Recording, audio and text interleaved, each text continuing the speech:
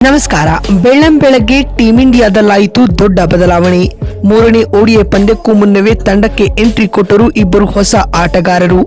ಹೀಗಿರಲಿದೆ ನೋಡಿ ಭಾರತದ ಹೊಸ ಪ್ಲೇಯಿಂಗ್ 11. ಹಾಗಾದರೆ ಸುದ್ದಿಯ ಸಂಪೂರ್ಣ ಮಾಹಿತಿ ಏನು? ಅಷ್ಟಕ್ಕೂ ದಕ್ಷಿಣ ಆಫ್ರಿಕಾ ವಿರುದ್ಧದ ಮೂರನೇ ಏಕದಿನ ಪಂದ್ಯಕ್ಕೆ ಟೀಂ ಇಂಡಿಯಾದ ಹೊಸ ಪ್ಲೇಯಿಂಗ್ 11 ಹೇಗಿರಲಿದೆ ಗೊತ್ತಾ? ಹೀಗೆ ಇದರೆಲ್ಲದರ ಬಗ್ಗೆ ಈ ವಿಡಿಯೋದಲ್ಲಿ ಕಂಪ್ಲೀಟ್ ಆಗಿ ತಿಳಿಸ್ಕೊಡ್ತಾ ಹೋಗ್ತೀವಿ.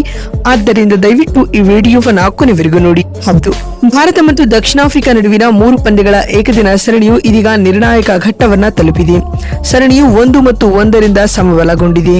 ಇದೀಗ ವಿಶಾಖಪಟ್ಟಣಂನಲ್ಲಿ ನಡೆಯಲಿರುವ ಮೂರನೇ ಪಂದ್ಯವನ್ನ ಗೆಲ್ಲುವ ಮೂಲಕ ದಕ್ಷಿಣ ಆಫ್ರಿಕಾ ವಿರುದ್ಧ ಏಕದಿನ ಪಂದ್ಯಗಳಲ್ಲಿ ತನ್ನ ಪ್ರಾಬಲ್ಯವನ್ನ ಮುಂದುವರಿಸಲು ಟೀಂ ಇಂಡಿಯಾ ಪ್ರಯತ್ನಿಸುತ್ತಿದ್ದರೆ, ಇತ್ತ ದಕ್ಷಿಣ ಆಫ್ರಿಕಾ 10 ವರ್ಷಗಳ ನಂತರ ಭಾರತದಲ್ಲಿ ಏಕದಿನ ಸರಣಿಯನ್ನ ಗೆಲ್ಲಲು ಎದುರು ನೋಡುತ್ತಿದೆ. ಆದರೆ ಇದೀಗ ಈ ಪಂದ್ಯಕ್ಕೂ ಮುನ್ನವೇ ಟೀಂ ಇಂಡಿಯಾದ ಪ್ಲೇಯಿಂಗ್ 11 ಹೇಗಿರಲಿದೆ ಎಂಬುದು ಭಾರಿ ಕುತೂಹಲವನ್ನ ಮೂಡಿಸಿದೆ.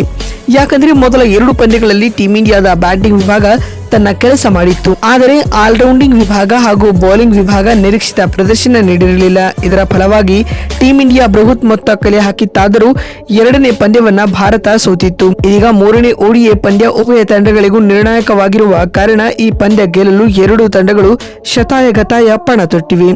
ಇನ್ನು ಭಾರತ ತಂಡ ಕೆಲ ಬದಲಾವಣೆಗಳೊಂದಿಗೆ ಕಣಕ್ಕಿಳಿಯಲಿದೆ ಸ್ನೇಹಿತರೆ. ಹಾಗಾದರೆ ಸರಣಿಯ ಕೊನೆಯ ಪಂದ್ಯಕ್ಕೆ ರಾಹುಲ್ ಪಡೆ ಹೇಗಿರಲಿದೆ ಅಂತ ನೋಡ್ತಾ ಬರುವುದಾದರೆ, ಟೀಂ ಇಂಡಿಯಾ ತನ್ನ ಆಡುವ 11ರ ಬಳಗದಲ್ಲಿ ಬದಲಾವಣೆ ಮಾಡಿಕೊಳ್ಳುವುದು ಖಚಿತ. ಪ್ರಸಿದ್ಧ ಕೃಷ್ಣರವರನ್ನ ಬದಲಿಸಿ ನಿತೀಶ್ ಕುಮಾರ್ ರೆಡ್ಡಿ ರವರಿಗೆ ಚಾನ್ಸ್ ನೀಡಬಹುದು. ರೆಡ್ಡಿ ತಂಡಕ್ಕೆ ಎಂಟ್ರಿ ನೀಡಿದರೆ ಬ್ಯಾಟಿಂಗ್ ಹಾಗೂ ಬೌಲಿಂಗ್ ಎರಡನ್ನ ಕೂಡ ಬಲಿಷ್ಠಪಡಿಸಬಹುದು. ಮತ್ತು ವಾಸ್ತವವಾಗಿ ನಿತೀಶ್ ರೆಡ್ಡಿ ರವರು ಅರೆಕಾಲಿಕ ಬೌಲರ್ ಆಗಿ ಬಳಸಿಕೊಂಡರೆ ವಾಷಿಂಗ್ಟನ್ ಸುಂದರ್ ಅವರನ್ನ ಪೂರ್ಣ ಸಾಮರ್ಥ್ಯಕ್ಕೆ ಬಳಸಿಕೊಳ್ಳಬೇಕಾಗುತ್ತದೆ. ಹೀಗಾಗಿದ್ದಲ್ಲಿ ಟೀಂ ಇಂಡಿಯಾದ ರನ್ ಸೋರಿಕೆಯ ಸಮಸ್ಯೆಯನ್ನ ಕೊನೆಗೊಳಿಸಬಹುದಾಗಿದೆ ಸ್ನೇಹಿತರೆ. ಇನ್ನು ಆರಂಭಿಕ ಆಟಗಾರ ಯಶಸ್ವಿ ಜೈಸ್ವಾಲ್ ಕೂಡ ಕಳೆದ 2 ಪಂದ್ಯಗಳಿಂದ ಇನ್ಎಫೆಕ್ಟಿವ್ ಆಗಿ ಕಾಣಿಸಿಕೊಳ್ತಾ ಇದ್ದಾರೆ. ಅವರು ಕೂಡ ರನ್ ಬಾರಿಸಿ ತನ್ನ ಸಾಮರ್ಥ್ಯವನ್ನ ಪ್ರೂವ್ ಮಾಡಿಕೊಳ್ಳಬೇಕು. ಇನ್ನು ವೈಜಾಗ್ ಮೈದಾನದಲ್ಲಿ ಟೀಂ ಇಂಡಿಯಾ ಇದುವರೆಗೂ 10 ಏಕದಿನ ಪಂದ್ಯಗಳನ್ನ ಆಡಿದೆ. ಇದರಲ್ಲಿ 7 ಮ್ಯಾಚ್ಗಳನ್ನ ಗೆದ್ದಿರುವ ಟೀಂ ಇಂಡಿಯಾ 2ರಲ್ಲಿ ಮಾತ್ರ ಸೋತಿದೆ.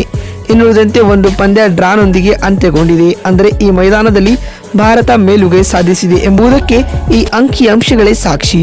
ಇನ್ನುಳಿದಂತೆ ಆಫ್ರಿಕಾ ವಿರುದ್ಧದ ಕೊನೆಯ ಓಡಿಐ ಪಂದ್ಯಕ್ಕೆ ಟೀಂ ಇಂಡಿಯಾದ ಪ್ಲೇಯಿಂಗ್ 11 ಹೇಗಿರಲಿದೆ ಅಂತ ನೋಡ್ತಾ ಬರುವುದಾದರೆ, ಆರಂಭಿಕರಾಗಿ ಎಂದಿನಂತೆ ರೋಹಿತ್ ಶರ್ಮಾ ಮತ್ತು ಯಶಸ್ವಿ ಜೈಸ್ವಾಲ್ ಇನ್ನಿಂಗ್ಸ್ ಆರಂಭಿಸಲಿದ್ದಾರೆ. ಮತ್ತು 3ನೇ ಕ್ರಮಾಂಕದಲ್ಲಿ ಎಂದಿನಂತೆ ವಿರಾಟ್ ಕೊಹ್ಲಿ ಬ್ಯಾಟ್ ಬೀಸಲಿದ್ದಾರೆ. ಕೊಹ್ಲಿ ಬ್ಯಾಕ್ ಟು ಬ್ಯಾಕ್ ಸೆಂಚುರಿಗಳನ್ನ ಸಿಡಿಸಿದ್ದಾರೆ. ಇದೀಗ ವೈಜಾಗ್ನಲ್ಲಿಯೂ ಶತಕ ಸಿಡಿಸಿ ಹ್ಯಾಟ್ರಿಕ್ ಸೆಂಚುರಿ ಸಿಡಿಸುತ್ತಾರಾ ಅನ್ನೋದನ್ನ ಕಾದು ನೋಡೋಣ. ಮತ್ತು ನಂಬರ್ 4ರ ಸ್ಲಾಟ್ ನಲ್ಲಿ ಎಂದಿನಂತೆ ಋತುರಾಜ್ ಗಾಯಕ್ವಾಡ್ ಆಡಲಿದ್ದಾರೆ. 5ನೇ ಕ್ರಮಾಂಕದಲ್ಲಿ ಕನ್ನಡಿಗ ಹಾಗೂ ಕ್ಯಾಪ್ಟನ್ ಆಗಿ ಕೆಎಲ್ ರಾಹುಲ್ ಕಣಕ್ಕಿಳಿದರೆ, ನಂಬರ್ 6ರ ಸ್ಲಾಟ್ ನಲ್ಲಿ ರವೀಂದ್ರ ಜಡೇಜಾ ಕಾಣಿಸಿಕೊಳ್ಳಲಿದ್ದಾರೆ. ಮತ್ತು 7ನೇ ಕ್ರಮಾಂಕದಲ್ಲಿ ವಾಷಿಂಗ್ಟನ್ ಸುಂದರ್ ಅವರಿಗೆ ಅವಕಾಶ ನೀಡಬಹುದು ಸ್ನೇಹಿತರೆ. ಇನ್ನು 8ನೇ ಸ್ಥಾನದಲ್ಲಿ ನಿತೀಶ್ ಕುಮಾರ್ ರೆಡ್ಡಿ ಆಡಿದರೆ, 9ನೇ ಕ್ರಮಾಂಕದಲ್ಲಿ ಕುಲ್ದೀಪ್ ಯಾದವ್ ಪ್ಲೇಯಿಂಗ್ 11ನ ಭಾಗವಾಗಲಿದ್ದಾರೆ.